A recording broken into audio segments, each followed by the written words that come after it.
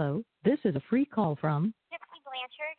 An offender at the Chillicothe Correctional Center. This call is from a correctional facility and may be monitored and recorded. To accept this free call, press 1. To refuse this free, thank you for using Securus. You may start the conversation now. Hi. Hi, honey. How are you?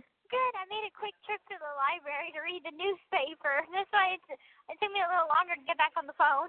Sorry. That's okay. It's fine. It gave me time to get settled, so.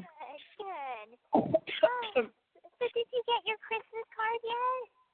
I did. It was so sweet. Thank you, honey, so much. It's on my fridge right now. Oh, good. I'm happy you got it. Yeah. So what's going on?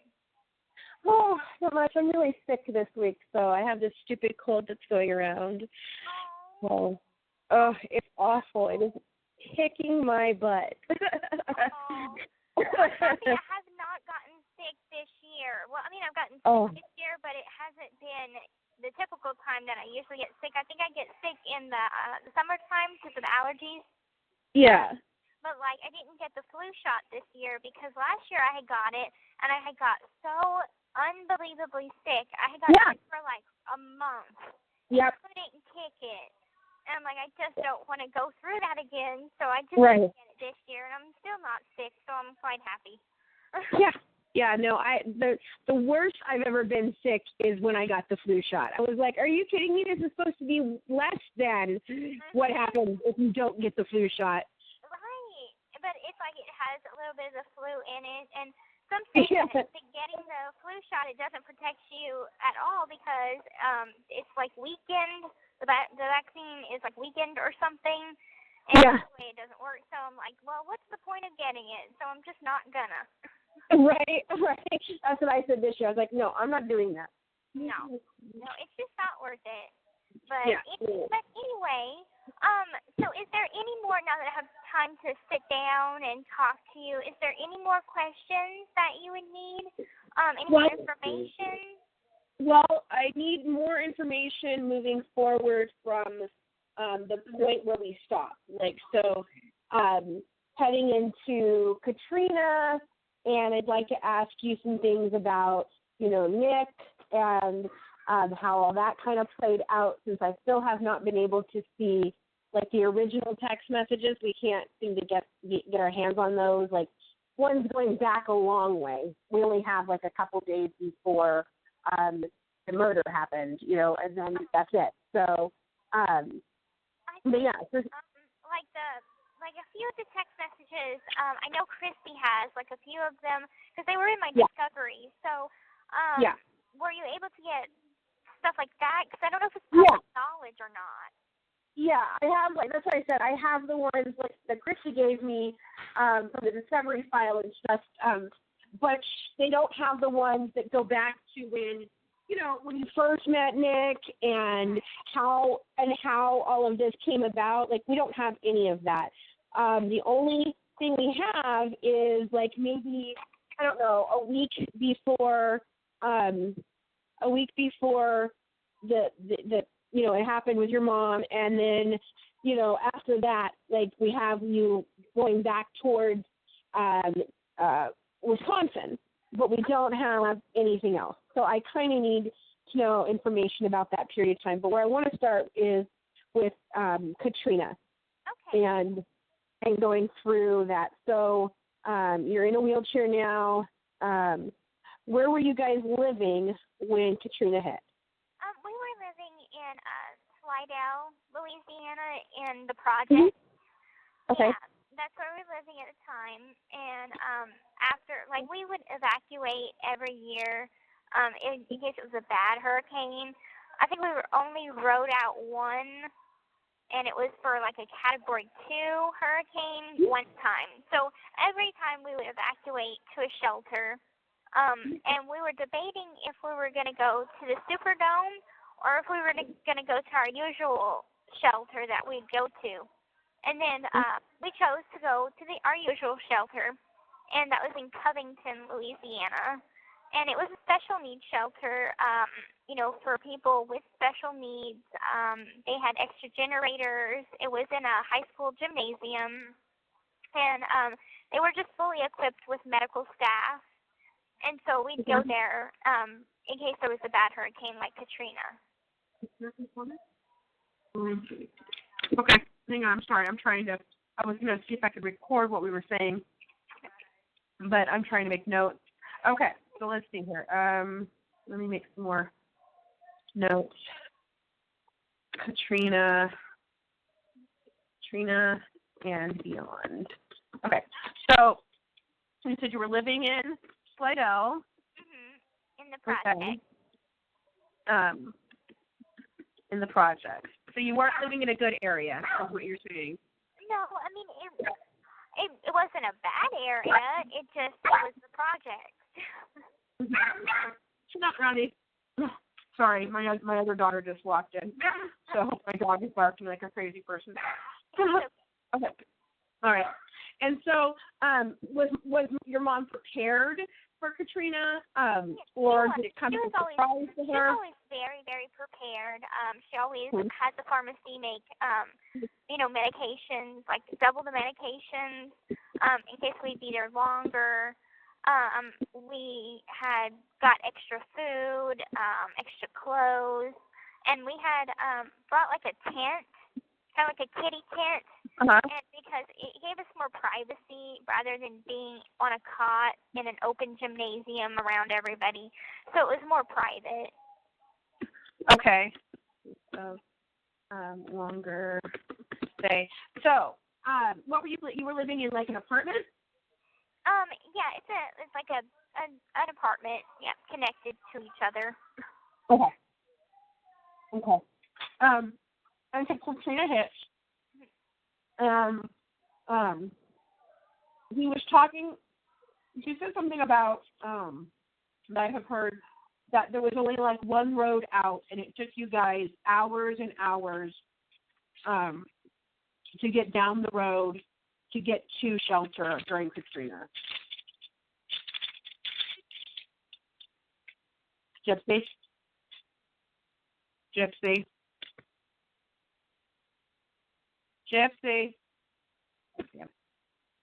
Hello, this is a free call from Gypsy Blanchard. An offender at the Chillicothe Correctional Center. This call is from a correctional facility and may be monitored and recorded. To accept this free call, press 1. To refuse this, thank you for using Securus. You may start the conversation now. I'm sorry, that was our crazy phones. It went off. My Gypsy? Yeah, it happens a couple times a day. It's so annoying. Okay. Anyway. All right, so she was really prepared. What I was asking was about that she had made a statement at one point in time in one of the interviews she did on like KY3 or whatever, that, when that hit, normally it's like a, 20-minute road, drive down this one road, it's one way in, one way out, and you guys spent several hours in the middle of Katrina stuck on these roads. Yeah, because the governor. Did that really happen? Yeah, the governor had put into effect this new travel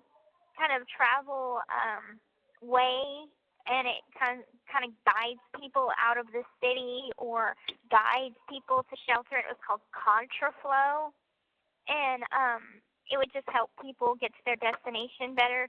But because usually whenever people evacuate, the roads are so packed because of traffic. Everybody's trying to get somewhere safe and out of the city or going to where they need to get to. So the governor had put into this thing into effect. And so, yeah, we spent a couple hours trying to get to that shelter. Okay. And then you said that shelter was in Covington? Yes, ma'am. Okay, and it was a special needs shelter. Special needs shelter in Covington. Okay. And how long were you in the shelter? I think we were there for like 3 months. Okay. So, thinking back, what was that time period like for you? What was your mom like during that time? that you're staying in this shelter. What was? My mom was, at that point, I didn't think anything bad about her. She seemed normal to me, but Right. she seemed protective. A lot of times she would speak to people, and she wouldn't let me hear what she was saying. And come to find out, she was telling the DMAP workers and the security and everything that we didn't have any family. All our family was deceased. So she was trying to look for a new place for us to live, and she got a couple of offers from different people. Some coming from like Maine, offered for us to travel up to Maine and relocate there. Others, it was New York. And then one particular one was an emergency room doctor from Springfield, Missouri. And she said that she asked us if we had, or she asked my mom if we had any family left, and my mom said no. And either she said that my dad was dead or that he just wasn't in the picture. Right. And, anyway, she's like, okay, well, let me check into a few things. Let me call a couple of people and see what I could do. And so she had called Mercy Hospital. That it was St. John's at the time, but they changed the name to Mercy. And so they're like, we could put them in Aurora, Missouri, and they could rent a house there. So, yeah, bring them to Missouri. So they sent a life flight helicopter, and I remember that morning, I didn't know where we were going. I just knew we were taking a helicopter ride somewhere. And so we boarded the helicopter, and I had my two cats, Tinkerbell and T-Back-Doo. So one was a Persian Calico, and the other was all black cat. And that was like the only shelter that allowed animals. It was an animal-friendly shelter. So compared to a lot of other shelters that didn't allow pets there, ours did. Oh, okay. So we was able to take our cats with us. And I also had two pet toads. Okay. Yeah. Two pet toads? Two pet toads. And they eat wow. Yeah. So here you are in a wheelchair and traveling with two cats and two big toads. Yeah. And you're being airlifted to Missouri. Yes. Oh my God, that's hilarious. Okay. And the funniest thing is the toads, whenever we got to Missouri, they took the toads off of the helicopter, but they left them in the emergency room. So they spent the night at the emergency room. Oh, wow. Yep. Oh, that's funny. In the emergency room. Okay. So, it was said that what your mom told them at this point was where the leukemia became a diagnosis, because it's what she was using to get them to help you guys get out of Louisiana. Yeah. Do you remember that? Do you remember her talking about that at that point? I don't remember her talking about it, but I remember like about a couple months before Hurricane Katrina happened, that's whenever it got brought up. And that's whenever she started shaving my head in 2005 or 4. Like late 2004, early 2005. And you were how old then? Oh goodness. I don't want to do math. Okay, hold on. Since 1991 to 2001, you would have been 10. So you're about 13? Yeah. Okay. 13. Okay. So she started doing this right before Katrina? Yeah. Yes, ma'am. Huh. That's interesting. It's a couple months before. Really? Okay. And so do you remember her telling you about leukemia, or do you? I did remember her telling me that it started with I had a history of leukemia. So she told me I had leukemia when I was like 2. And then she told people that it came back, that it resurfaced, and that I had leukemia again. Okay. Okay. And did you ever think, did you know what leukemia was? Did she explain to you what leukemia was? No, I mean, I mean, of course I asked, but right. she just said that it was something in the blood. It's a disease in the blood, and you can't see it, you can't feel it, but it's there. Huh. That's a neat way of describing cancer, I guess. Right? Crazy way. Right. Okay. All right. So hold on. Let me write that down specifically. So, she explained leukemia to Gypsy as a disease in the blood that you can't see or feel, but it's there. Okay, so she said she started shaving your head. Mm-hmm. So what was her explanation for that exactly was? It was always the same explanation, because she had told me that whenever I was younger and I had the leukemia, that my hair would fall out in patches. And, she told me that a couple of kids would make fun of me, and to save me from being made fun of again, we'd just start, she'd just start shaving off the remaining hair that I had. So, of course, she always kept my hair short. It was, right. I never had long hair. I do now, but... Right. We never do. It's beautiful. It's beautiful. But before, it was always kept short.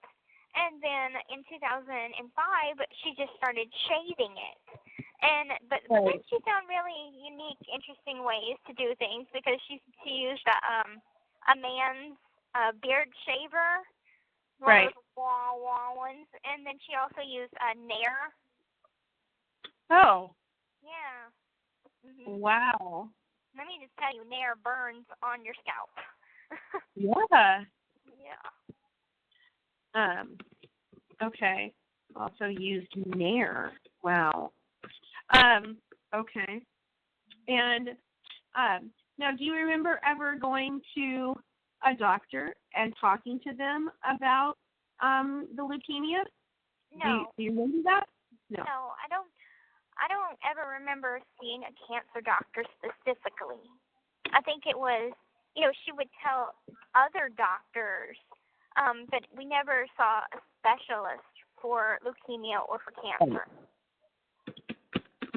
So, okay. So what did you think about that? I mean, the fact that she tells you you've got this leukemia, but you don't ever really go see a doctor for it. I mean, what did you think of that? Well, I mean, she said that it was my primary care doctor. So, whatever main doctor that was my primary care doctor was the one that handled that kind of stuff. That is handles an overall care, of your body. Wow. Okay. Do you have any scars or anything like that from using the Nair? Because if it's not used properly, it can cause chemical burns. Do you have anything like that happened? I don't have any chemical burns on my head. She would wipe it off before it got to the point of burning. It picked and it felt uncomfortable, but we take it off right whenever it started working. So whenever you would wipe it off and the hair comes off, that's whenever she would take it off. I'm assuming your hair wasn't very long at this point, so it didn't take very much. No, it wasn't. It wasn't. Right. Okay. So,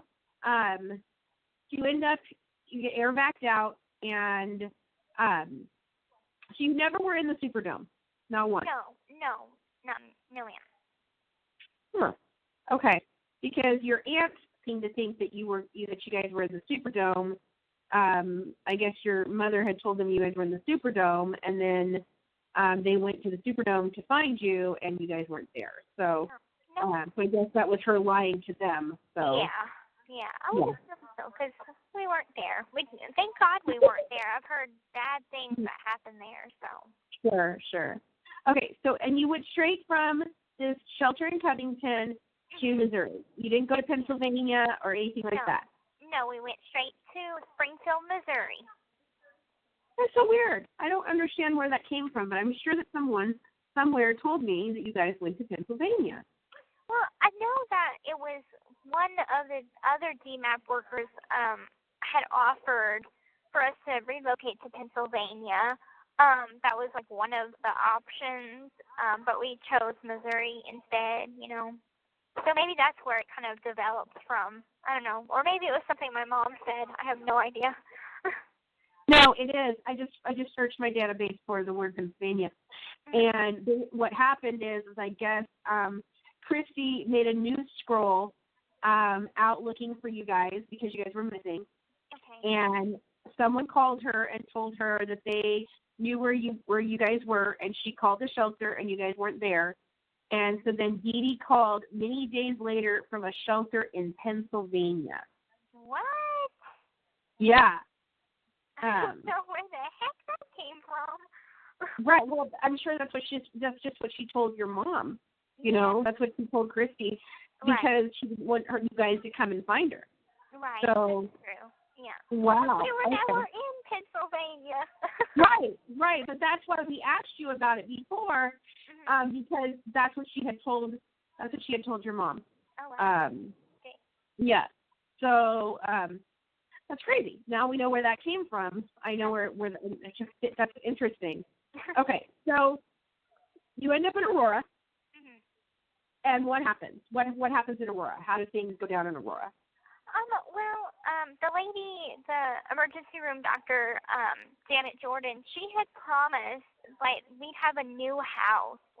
We'd be coming to this brand new house and a brand new car. Well, we didn't know that it would be a rental house, which we were grateful that it was still a house. And they had given us it sounds terrible, but like an old ghetto jalopy car that was on its last leg that would backfire every few miles.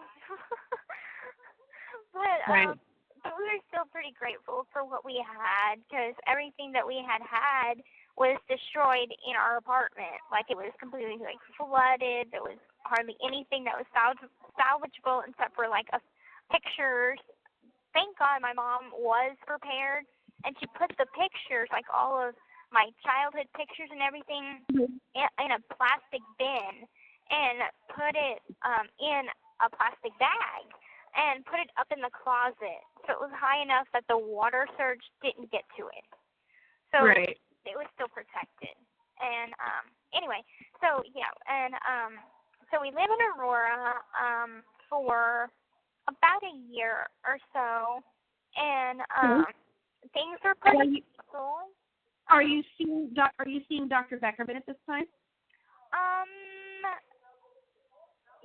Later on into the year, I didn't start seeing Dr. Beckerman until 2007. Okay. So we moved in Aurora in 2006, I believe, because we stayed some time in Springfield at the hospital itself because it had a hospitality house. So before we moved to Aurora, we were staying a couple months at the hospital. And so finally we got to Aurora and we settled into the house. And things were pretty peaceful. I was still seeing Springfield doctors. We went on a trip to Disney World sometime in this point. I think it was for Make-A-Wish. Okay, hang on. Let me get all that down real quick. Okay, she spent several months in Springfield Hospital. What was the place, the hospitality area? Yeah, the hospitality house in Mercy Hospital. Okay, and Mercy. Okay, and when you were doing that, so you were going to see the doctors pretty regularly at this point. Was anybody questioning anything? Did you hear them ask any questions? How was that going down? I believe at this point I started seeing Dr. Flasterstein.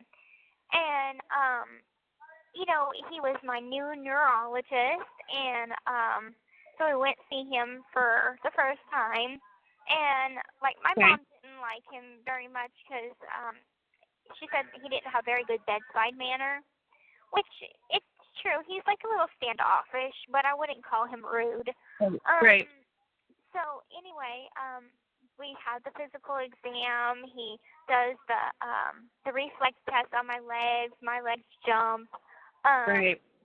And of course, she told me what she would tell me for every doctor's appointment is just sit in the chair. Don't really talk. Let me talk all the grown-up stuff. Play with your Barbie doll. And whenever we're done, we'll go to Toys R Us or something, or go see a movie. Right. So the appointment went well. I think he felt my legs. He said that I had muscle strength in them. And he wanted to run some tests. So he ordered an MRI and I think another test, but I can't quite remember what it was. But the results came in, and it came back normal. And there was nothing wrong with my spinal cord, or there was no reason why I shouldn't be walking. And so my mom gets furious. She's like, how could the fucking test come back normal? Like, this is ridiculous. And he doesn't know what he's talking about. And so I guess at this point she orders the test results. She wants a copy of it. So I guess she finds out that he wrote in his letters or whatever about the Munchausen by proxy, and she starts looking for a new doctor right away. We don't even go back a second time. It was one visit to this doctor and never went back again. And so she starts looking into doctors in Kansas City and finds a neurologist in Kansas City. And so she starts switching all of my doctors to Kansas City at this point. Okay. And I think we have our van. We have our van at this point, but she had never driven to Kansas City before. So she heard about this thing called Angel Flight. And it's pilots that, donate their planes and their time to travel patients back and forth to the hospital. Okay. And so we take our first Angel Flight up to Kansas City.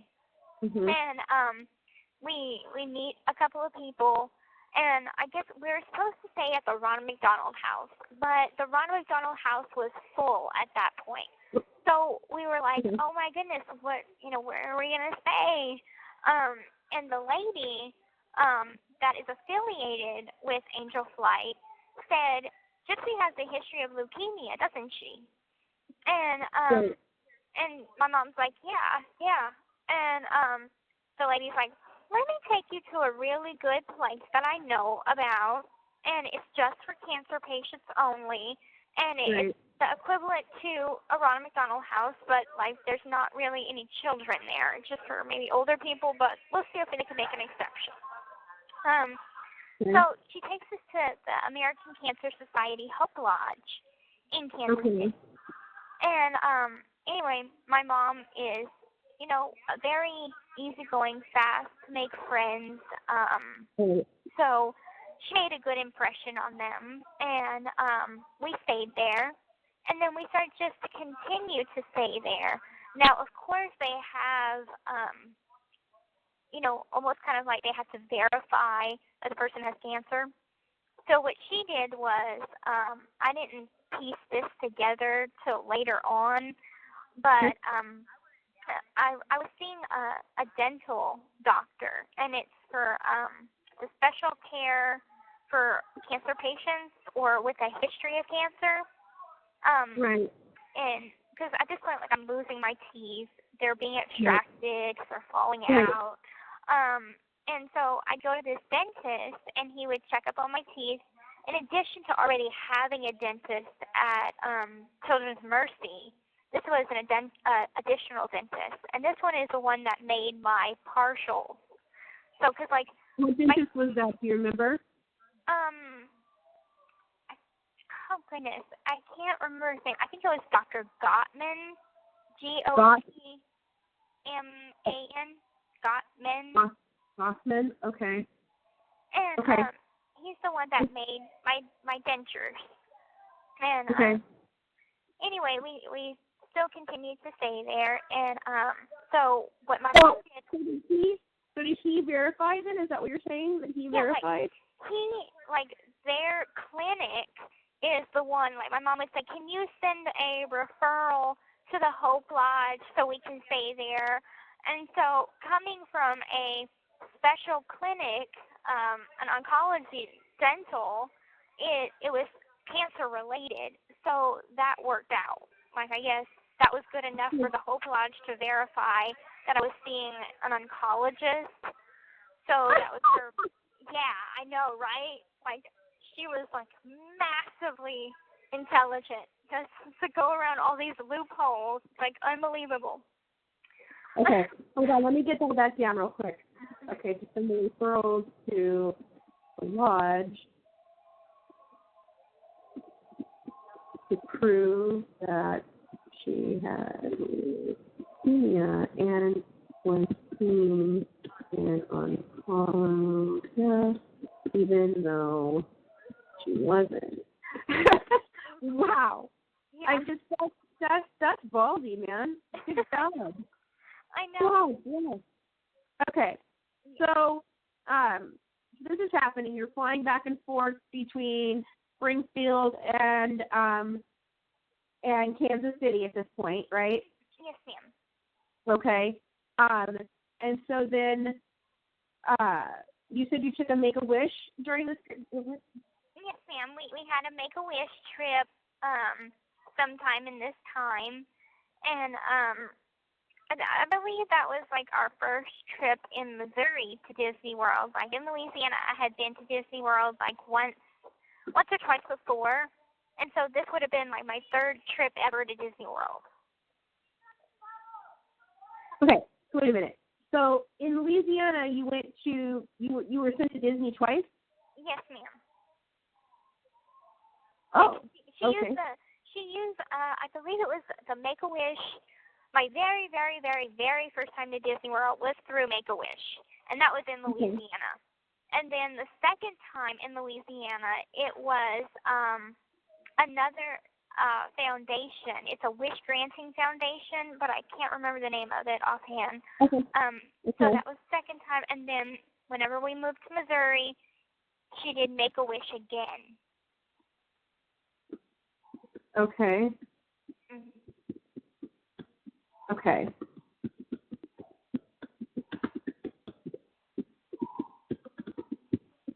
But did she tell them you'd never been? Right. She's like, oh, yeah, we've never been. Send her again. And, of course, I know that they probably keep a system of who's gone, but... Right. Oh, okay, now I remember.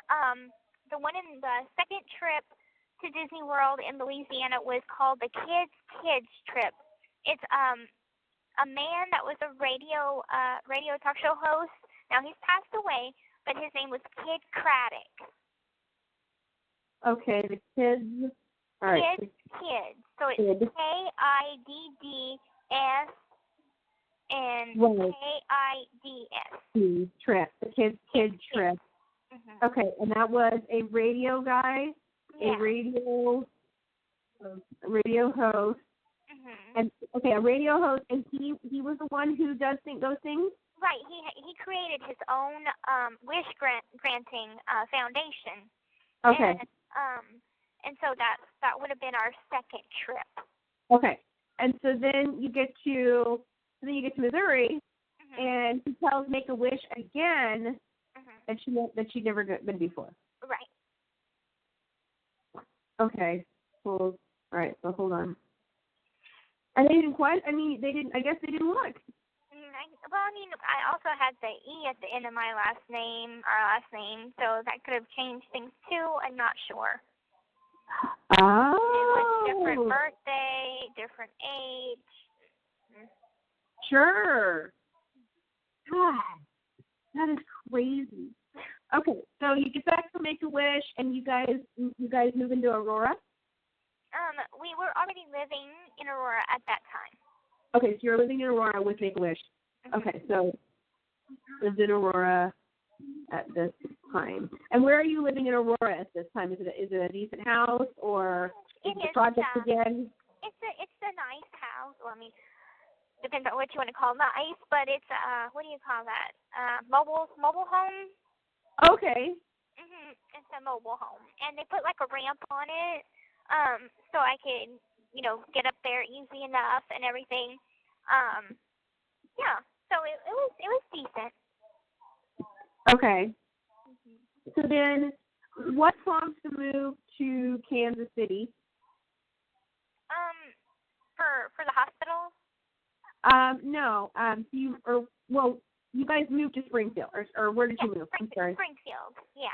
My mom, she signed us up for a Habitat for Humanity house because she really always wanted a house of her own. And so we were like, okay, well, instead of renting and living in Aurora for the rest of our lives, let's sign up for a Habitat house and see what happens. Because Springfield will be closer to the hospital, and it's a bigger area compared to little small town Aurora. Sure. Okay. Oh my God, my computer's freaking out. Oh, stop it! All right. My Cortana just keeps opening. It's this thing that is voice activated, and it just freaking keeps opening. I don't know why. I'm not asking it to open. Oh my God. No, I can't even move my mouse. Every time I move my mouse, it's freaking out. Oh God. Okay. Okay, there, it stopped. Good God. Oh dear.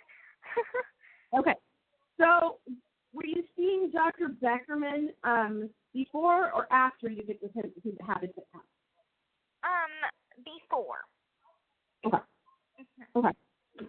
So Mom signed you up for Habitat for Humanity, and how long do you think it took for you to end up getting a Habitat house?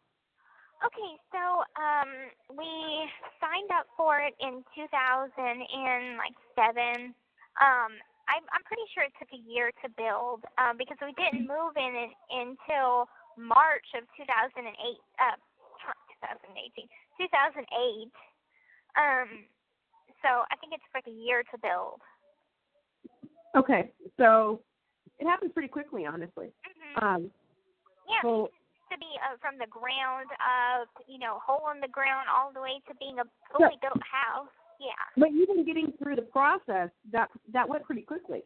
I mean, there are people that wait for Habitat houses for years and years and years. Oh my. No. Wow. Yeah.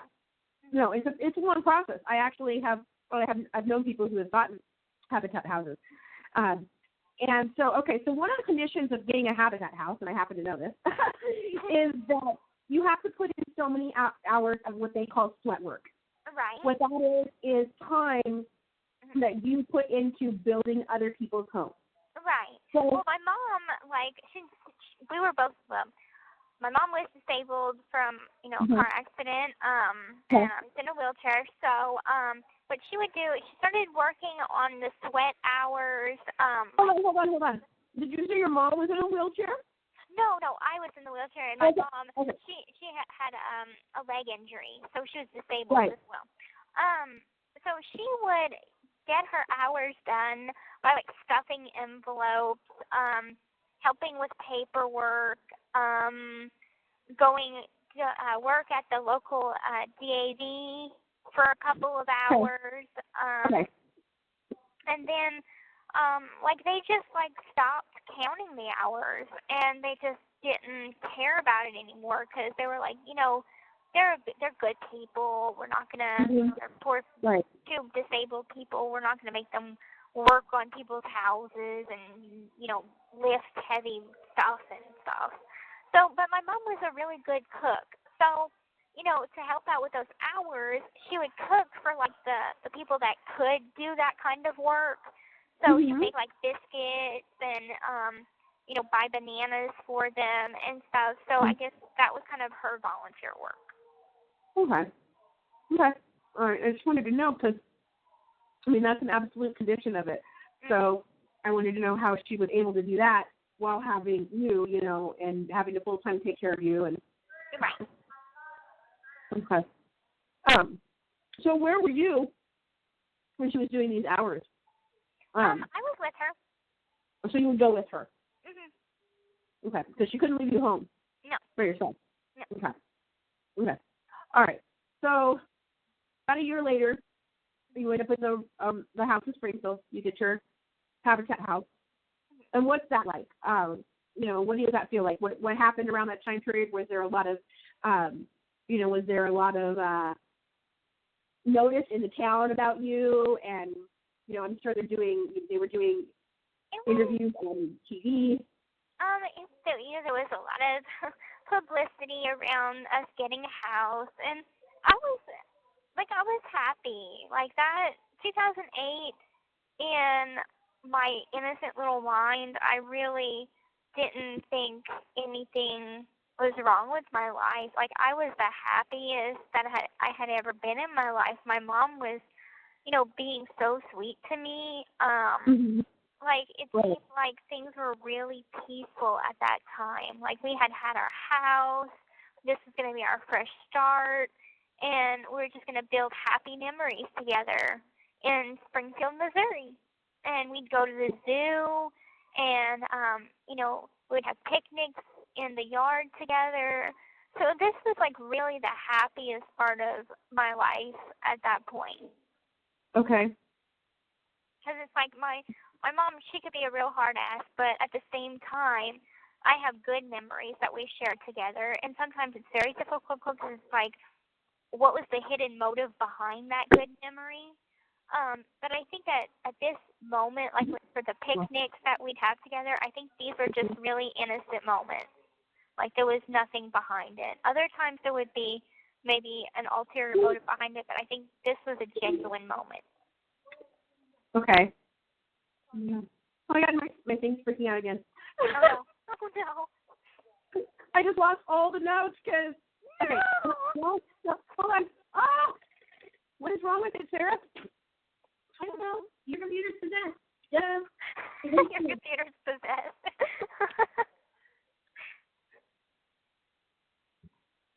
Okay. Hi, Gypsy. Hi. Okay. This is your fellow future producer, Aria. Hi. Okay. Nice to meet you. Okay, where was I? Oh my God, please. Okay. Woo! Okay, we get it back. Okay. Oh God. I was like, no. Oh my goodness. Okay, so you're seeing Dr. Beckerman at this time. You're going back and forth to. Now, are you going to Kansas City, or did you stop going to Kansas City and start going back to Springfield at this point? We still continued to go to Kansas City. So at this point, the only doctor that I had in Springfield was Dr. Steele, which was my primary care doctor. But all of my other doctors that were specialists were in Kansas City. And at this point, we had a van, little Ford Windstar blue van that we started taking trips ourselves to drive up to Kansas City. Okay. And do you remember maybe why that happened? Was there a problem with Angel Flight at that point, or?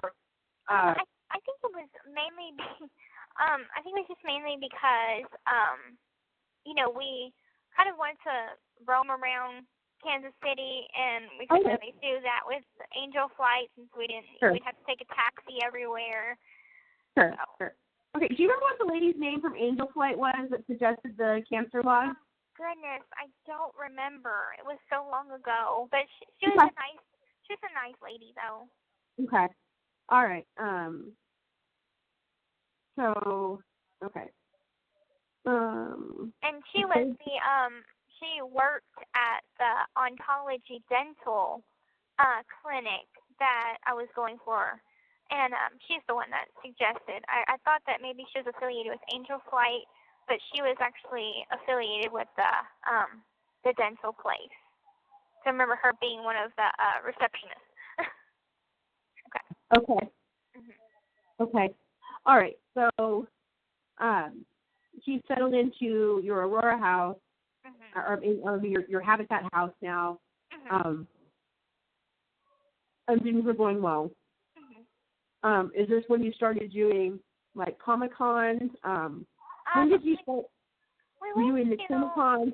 We went to our first Vision Con in 2009, and so that would have been like February, because it's every like February of the year. So we started going in 2009. That was our very first time going, and my mom had called the chairman, the person that runs it, to see, was it a family convention? What was it like? Was it safe? So she checked into all of that, and anyway, the man said, yeah, of course it's a family convention. There's different vendors, costuming. It's really cool. So we went, and I've always been a big Star Wars fan, so the first time I ever saw a stormtrooper, it was very exciting to me. And so we made friends with the 501st Legion, which is the stormtroopers in the Star Wars group, and made friends with the chairman and the director of VisionCon. So we just kind of like made friends with everybody, and it became like something that we'd go to every year after that. Okay. And so, God, why is it doing this? I just don't understand. Okay. All right. I'm gonna read it. Is it my voice? Is it? No. You are a speaker, but that doesn't mean that it should be doing that. It's not doing that. It's like flipping out. It's like it's as if my mouse is possessed and just running all over my screen. Oh God. That's terrible. Okay. So let me. So when did you start doing like the celebrity stuff? So I mean, you went to a lot of concerts. So when was all of that? Because there was a point when Miranda Lambert gave you all of my life. The whole meeting celebrities. That was all of my life. That started when I was really younger, and I got to meet various celebrities because, I mean, living in close to New Orleans, a lot of celebrities go there. Like meeting Elijah Wood and Sean Austin from Lord of the Rings. They were the Kings of Bacchus, the Mardi Gras parade in Louisiana for 1 year. And anyway, I guess it's like a tradition that they go visit a children's hospital. And so I was one of the kids that I got to meet them. So that was one opportunity. Other times it was not because of me being in the wheelchair. It was just, by happenstance of, hey, this person is at the same place, same time we are. And how I got to meet Miranda Lambert and Blake Shelton is we were living in Aurora, and I'd always listened to country music. And my mom, she had won tickets over the radio to this like spa place or whatever, one of those freebie stuff that you can win. And anyway, we went pick it up, and my mom brought me into the station with her, and we made friends with the DJ. And okay, so months later, Miranda Lambert is coming to Springfield. And the DJ had asked us, hey, I'm going to be interviewing Miranda Lambert. I've got VIP tickets. Do you want to come backstage with me? And we were like, yeah. So we went backstage after the concert, and we met her, and she was very, very sweet, very down to earth. She gave me like her phone number, like her address, and like introduced me to different people. And so we got like her manager's address and stuff to really keep in touch, because at this point her career had she was just starting out, so really she wasn't the celebrity that she is now. But she never changed. She's still very down to earth. But regardless, so her career continues to grow, and she continues to do concerts in Missouri. And so we went to another one of her concerts and got backstage again, and then again, And so we just kind of got backstage every time that she would come because she would invite us to go backstage to see her again. Sure. You know, it's like, this is my little friend, Gypsy. And so, you know, we'd have that backstage pass. Sure. And did, and your mom had coached you on how to act in front of doctors. Did she do the same kind of thing when you were doing like charity events? Did she talk to you about how to act and what to do and all of that? She would tell me like, don't be hyper, because she's just like, don't be too hyper.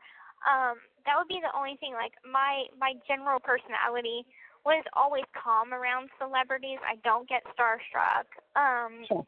You know, they're normal people that I am a fan of. So, you know, I just treat them like normal people. But I was always like very mannerful. My mom drilled into my head manners. So yes, ma'am, no, ma'am, please, thank you. So I always was a polite girl. And so I kind of already had the common knowledge to behave in front of polite society. Okay. That makes sense. All right, so hold on, let me get all of that. My phone or my computer just finally rebooted, so let me write some of that down.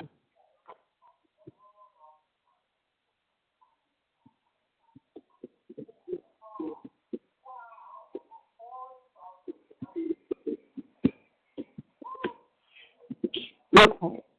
So your mom wins.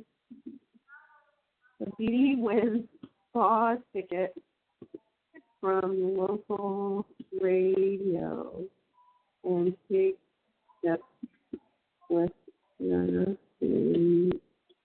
DJ and she picks them up. They become friends with DJ. Do you remember the name of that DJ? Jay Shannon. So Jay Shannon. Okay. He was very nice too. I'm sure.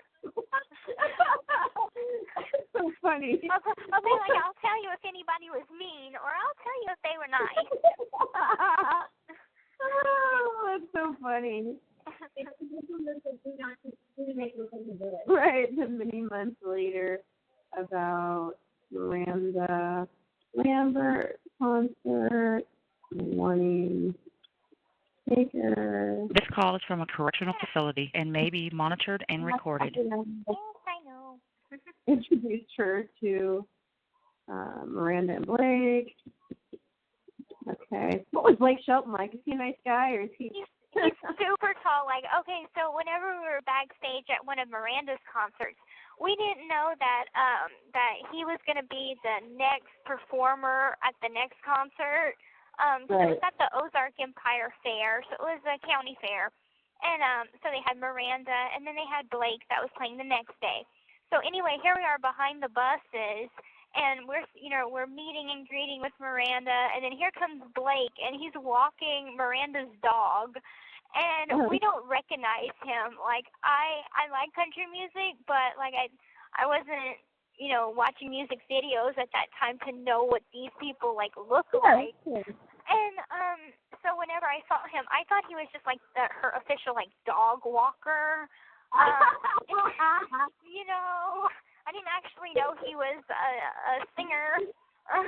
And so he says hi to me, and he starts to talk to me and stuff, and he's like, "Are you gonna come to my concert tomorrow?" And we're like looking at him like, "Sure, okay, yeah." And we still haven't recognized him at this point. And it wasn't until like the next day that we kind of like Googled who that person was we were talking to and his name, and we started clicking on a couple of his songs, like the little Listen Now sample music. And I was like, I know that song. That was him. Oh, cool. Yeah, that was great. Yeah. That's funny. That's a funny story. You're like, look at this guy. I'm gonna come back to this dog walker's concert. Okay, sure. Oh my God, that's so funny. Okay. So have you met Aaliyah at this point? Are you meeting some of the people in your neighborhood at this point? Yeah. I had met Aaliyah and her younger sister Destiny. And at this point, like, I had made closer friends with Destiny. Aaliyah, she was in high school, so she was, at school a lot. And me and Destiny would hang out a little bit. Like, she would come over, and like one time we had a yard sale, and we were getting rid of some old stuff. And Destiny and Aaliyah would come over and play with me for a little bit. We would pretend like we're at a freaking one of those Price is Right type of shows, showing off all the items and stuff. And whatever we didn't sell, we got to break. It was so much fun, like break a couple of CDs, tear up a bunch of books and stuff, but then we had to clean up afterwards, so it wasn't that great. Oh, that's funny. Okay, so you met Aaliyah, and how did you end up becoming closer to Aaliyah then? I think it was just like whenever we had invited her to come with us to see the latest Harry Potter movie. It was coming out, and I knew Aaliyah was a fan too. So I was like, Mom, can Aaliyah come with us to go see Harry Potter? And she's like, yeah. So we invited Aaliyah, and me and her just became closer and closer. And it wasn't until I had got my laptop. My mom had got this organization called the Leukemia and Lymphoma Society to I guess donate me a Christmas present. And so by December of 2009, now I have a laptop. And it's very new to me. It's exciting. My mom monitored what I did and did not do on this laptop for a bit. But then Mom wanted to watch the show True Blood on HBO. And it was a show that she would not let me watch because she's like, it's inappropriate. It has sexual content, violence. So stuff like that I wasn't allowed to watch, no matter how old I was. And so I would be in the living room, and I would play on my laptop. And mostly I'd just like go on StarWars.com, BarbieCollector.com, because I was a collector of Barbie dolls. And then I was thinking like, hey, Facebook, like my mom has an account, but like I know that if I was to have an account, she'd just snoop into everything that I was talking about and doing, and, Aaliyah has an account, so I wanted to be friends with her on Facebook, so I made this secret Facebook account, and so I just started kind of like, I friended Aaliyah, and then I friended her sister Destiny, and then I found a couple of people from VisionCon, and I friended them too, but I told them, I said, my mom doesn't know about this account, so this is like my own personal account. It's a secret account, like away from my mom. So a lot of people were like, okay, cool, that's understandable. You're getting older, wanting more space, that's fine. So nobody at this point tells her I have a secret Facebook account. Okay. And, so let's see, where did stuff start going wrong? Okay. And then we went to VisionCon in 2011,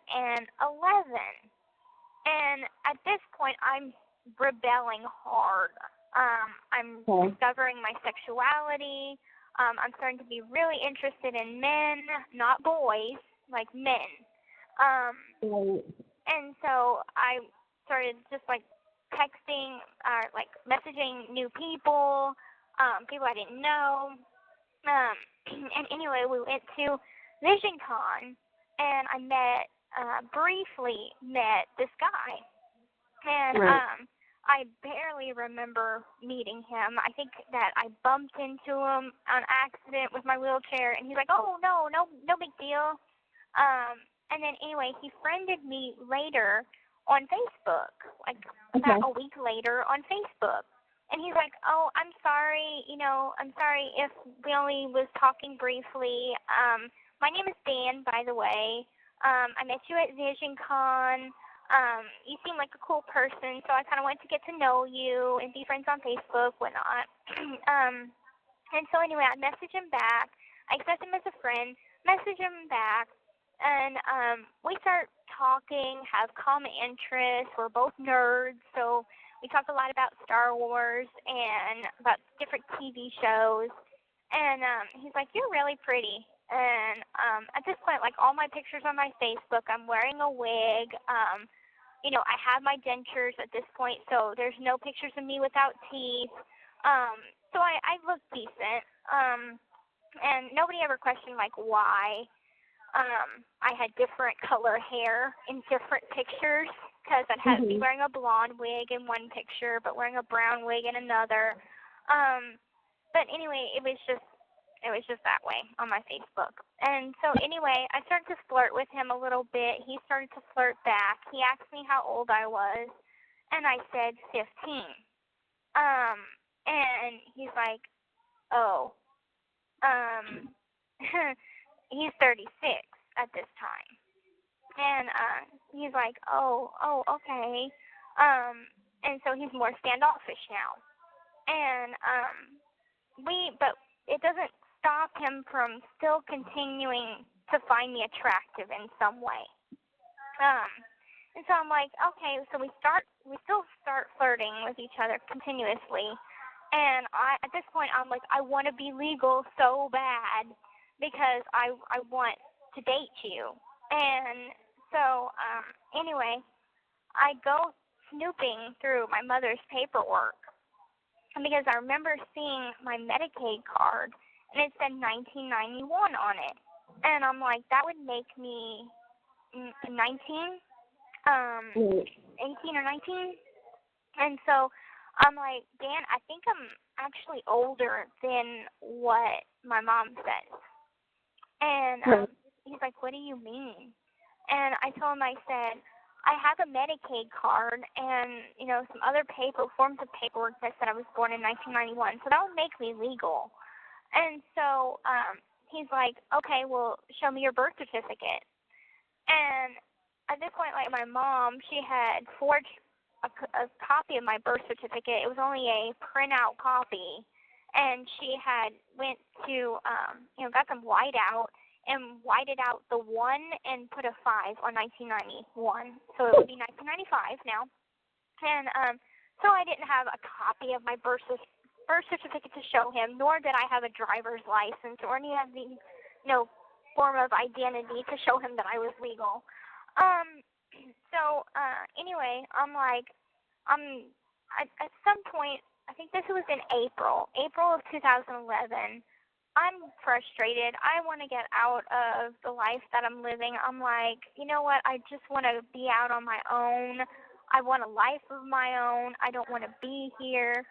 And I said, could I please, just come with you to Arkansas, and I'll find a place of my own from there on. Like, you don't got to take care of me or anything. I'll find my own way, but just help me a little bit to, take me as far as Arkansas. So he's like, okay. So at this time, had you figured out that you weren't really sick, or? Yeah, there was hints. There was definitely hints. I had figured out the birthday fraud. I was like, I'm 19. I was totally convinced. I'm like, I'm 19. And I'm like, did you confront your mom? No.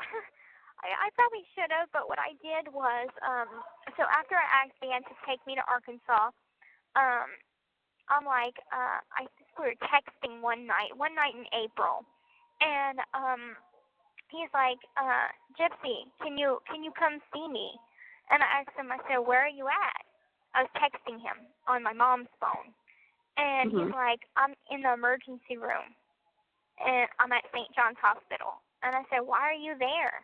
And he said, I got beat up really bad, and I want to see you. And so I'm like, okay. So I packed my bags while my mom was making supper, and I hid my bags under the couch. And I had got out my blonde wig, had packed a couple of my clothes, and a couple of DVDs. And then whenever she fell asleep, I got dressed, I put on the wig, and I left my wheelchair. But first I made a note to her. And I said, I know I'm not 15, I know I'm 19, and I think it's time for me to leave the nest. I want a life of my own. I love you, but I know you've been lying about my health issues. I'm not really sick. I could walk, and I'm going to St. Louis, which I was trying to, get her to go in a different direction than where I was really going. So I was trying to go north when I was going south. So I'm like, don't worry about me. I'm going to St. Louis where I'll become a singer, and I'll be happy. I love you, but I have to go find your grown-up daughter.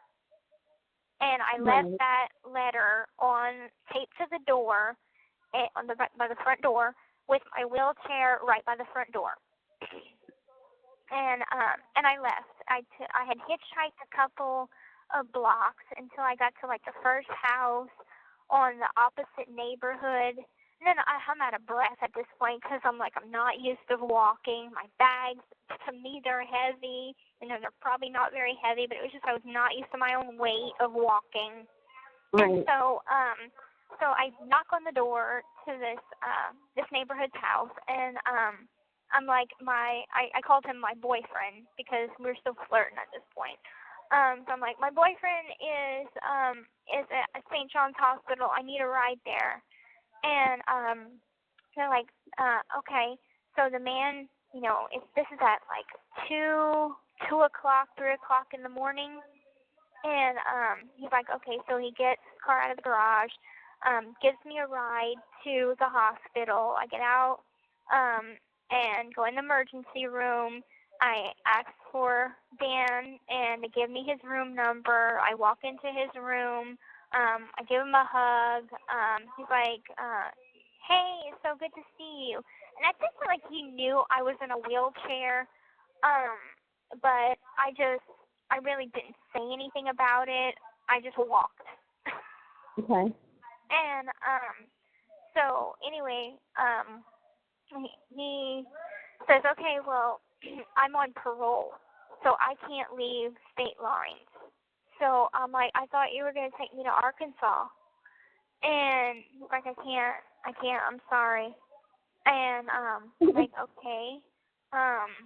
So anyway, after he got discharged, he did not have a place of his own. He was couch surfing from place to place to place. And so his cousin was there too, his cousin Steve. And so anyway, Steve is like, they're not going to be happy about this. They aren't particularly happy you're staying with them either. Like, bringing a chick over is not going to make them any happier. So I hear their conversation, and I'm uncomfortable in the back seat. Okay, I don't know what's going to happen at this point. And so we go back to his friend's place where he was staying, and all that's in this bedroom, it's a really run-down apartment, and it's not very clean at all. It smells bad, and all there is a mattress on the ground with a couple of shuffled clothes on the floor. It was not at all what I expected. So anyway, I'm like, I didn't want to change in front of him because he didn't know I had a feeding tube. So I'm like, I went into the closet, changed into some night clothes, it's just an oversized T-shirt and some fleece pants. And I'm like, I'm going to sleep on the ground. And he's like, no, come sleep with me. So I climbed into the mattress with him, but we didn't do anything. He was fully clothed. I was fully clothed. We talked for a little bit, but I always kept my hand right over my feeding tube to make sure he didn't know that I had it, because that was something that I never told him about. And so anyway, I give him a small kiss goodnight, and we go to sleep. And then I wake up to a man asking me what my name is. And I said, Gypsy, I'm Dan's girlfriend. And so he leaves the room, and I hear people talking outside, and the man's wife had contacted a mutual friend that Dan and my mom had. So this mutual friend contacts my mom, and at this point my mom's like freaking out, doesn't know where I am. She's calling every Dan Glidewell in the freaking yellow pages, calling distant relatives of his to find out, because she knew I was with him. Because she had caught us texting before. And so she knew he was on her radar. So she knew I was with him. And so she's trying to call everybody. Then she gets a call from this mutual friend saying, I know where Gypsy is. She's at such and such's house. I'll give you the address. So she drives over to these people's house, and I just remember her, this man saying, Gypsy, your mom's here to get you. And my reaction was stunned. Like, how did you find me? I even said that. I'm like, how did you find me? And I was trying to wake him up. I was like, Dan, my mom's here. Do something. And he's like half asleep. And so he's like, go deal with it. I'm like, no, you don't understand. Like, you don't understand how much trouble I'm in right now. And anyway, she's like, you're coming home. And, grab your stuff. You're coming home. And so I walk out of the bed, and I walked to the front porch, and we sat down on the front porch, and I told her, I said, this is where we're having like a one-on-one conversation. I'm like, I know I'm 19, and I want to stay with him. And she's like, you're not staying here. And I'm like, I have papers to prove it. And she's still continuing, you're not staying here. You're not staying here. And then she got to a point where she saw that she was not getting anywhere. So she said, okay, I'll make you a deal. You come back home, and I'll let you see him. So I said, okay. So I got my stuff up off the ground, put it all back in my suitcase, put it back in the van, and we drive off.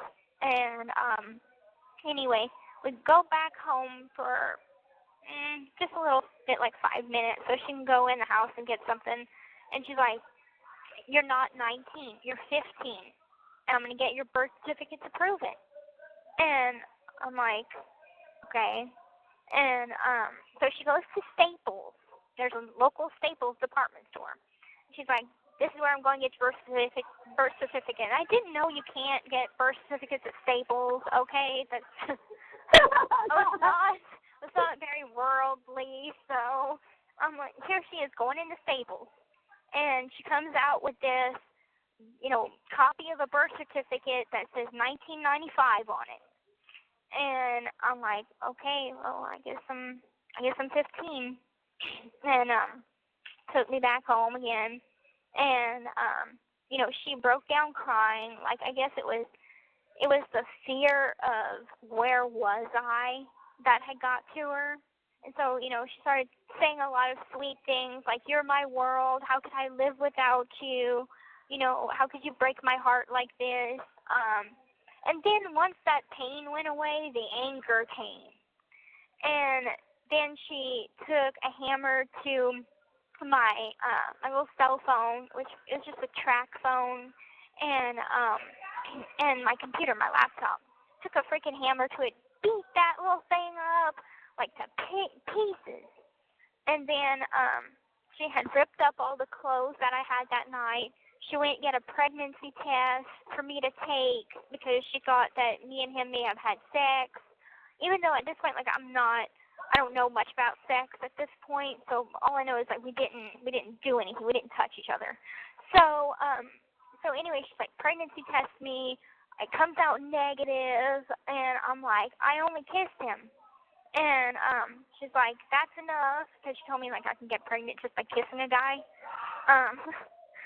So anyway, that's not true. So here I'm all worried like I'm pregnant or something. And anyway, and then she buys a pair of handcuffs and a dog leash and, chains me to the bed and for fear that I'd try and leave again. And she tapes a bell to the door. So if I try and use the front door or the back door, she could hear it. And then she's like, she slept with a knife under her pillow. She's like, this is in case you try to do anything to me.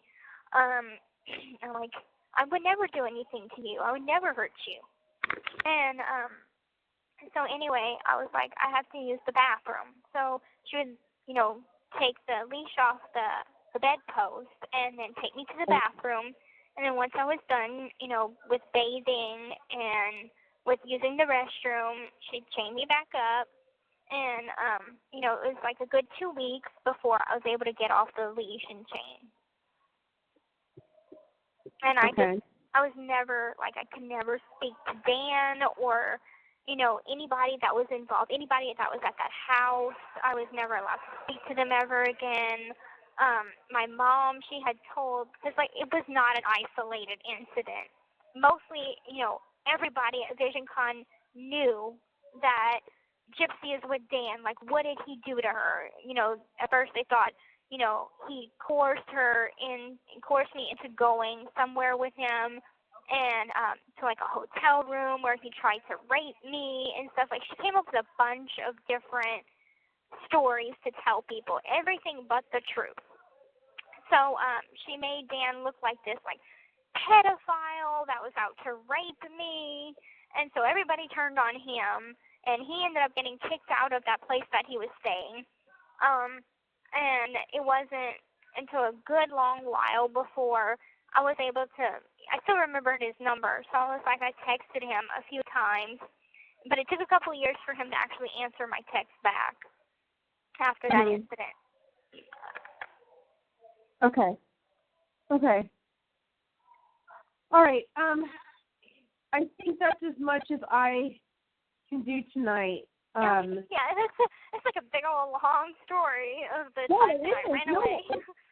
It's pretty, it's so much information, and I'm sure I'm missing stuff. That's the thing. It's it's so convoluted that you can barely get through one section before you're like, oh my God. It's there's so much information, and it's another part of it was I had never worn normal clothes. My mom had always picked out my clothes. Right. So, my mom taught me how to steal, and so she would have me steal from Walmart.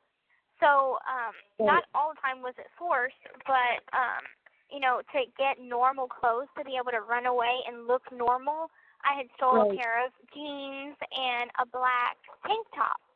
And so that's what I had ran away in, is a pair of jeans, black tank top, and some boots, some cute little boots, and I was wearing a blonde wig.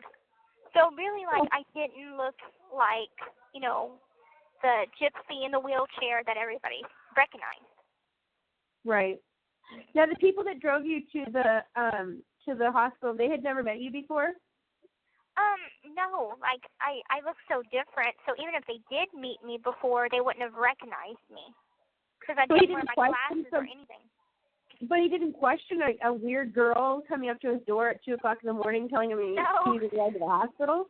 No. He was just like, okay, I'll give you a ride. Give me a second. Let me get my keys. That's all. 3 a.m. Oh, my God. That's crazy. I guess it's the small town. I don't know. That's kind of crazy. Yeah, I guess so. But all right, anyway, ladies. I'm gonna have to go because I gotta go pick up my laundry. Everybody's picking up their laundry tonight. That's okay. As much as I can get through tonight too. Anyway, okay, that sounds good. I'll set up a time with your mom to talk with you again to go on from here. Okay. That sounds All right. Well, have a good Thank you so night. much. You have a good night. If I don't talk to you before the holidays, Merry Christmas and Happy New Year. Okay? You too. Okay, bye-bye. All right. Bye, sweetie. Thank you.